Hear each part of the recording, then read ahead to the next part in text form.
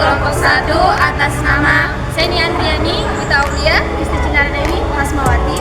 Baik, kami akan memperlihatkan video edukasi mengenai tindak pidana korupsi yang berisi tentang apa itu korupsi, dasar hukum korupsi, unsur-unsur tindakan pidana korupsi, dan yang terakhir adalah 7 kegiatan mengenai tindak pidana korupsi. Selamat menyaksikan!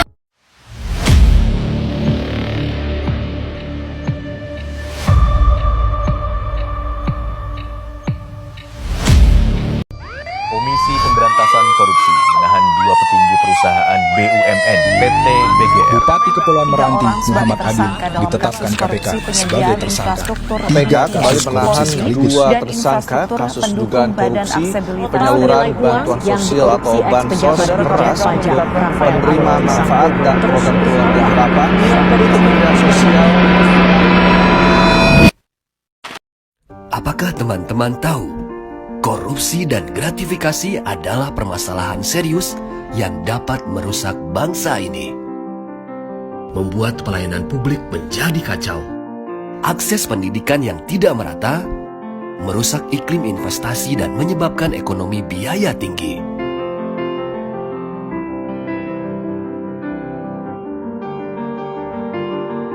Menyebabkan diskriminasi dalam berkarir. Dan sulitnya mengejar prestasi di kancah dunia. Karena itu, mari kita semua bersatu untuk memutus mata rantai korupsi dan gratifikasi. Jadilah pahlawan integritas dan hapuskan diskriminasi akibat korupsi. Berjuang untuk bebas dari korupsi dan gratifikasi. Karena bangsa merdeka adalah bangsa yang adil dan sejahtera. Wujudkan Indonesia merdeka tanpa korupsi dan gratifikasi. Pendapat Anda tentang tindak pidana korupsi? Menurut saya, tindak pidana korupsi adalah suatu kejahatan yang dilakukan sekelompok orang atau beberapa individu yang merugikan masyarakat ataupun negara. Contohnya itu seperti ada salah satu universitas di Indonesia yang pihak berwenangnya melakukan korupsi sebesar 13 miliar. Itu saja, Kak? Iya, terima kasih.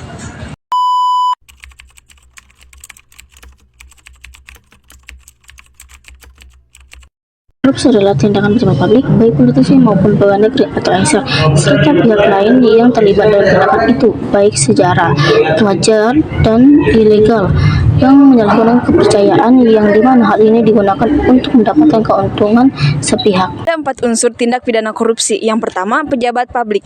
Yang kedua, subjek hukum. Subjek hukum terbagi menjadi 2, yaitu pejabat publik dan pihak lain yang terlibat. Yang ketiga, penyalahgunaan kepercayaan atau objek hukum. Dan yang terakhir, keuntungan sepihak.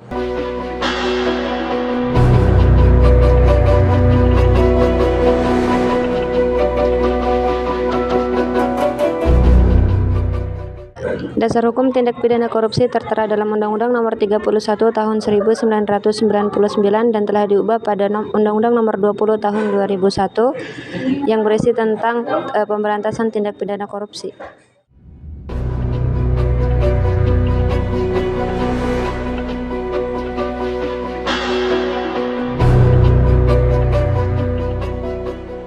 Kegiatan yang masuk dalam tindak pidana korupsi. Yang pertama, kerugian uang negara. Yang kedua, suap menyuap. Yang ketiga, penggelapan dalam jabatan. Yang keempat, pemerasan. Yang kelima, perbuatan kecurangan atau kolusi. Yang keenam, yaitu benturan kepentingan dalam pengadaan. Dan yang ketujuh, yaitu gratifikasi.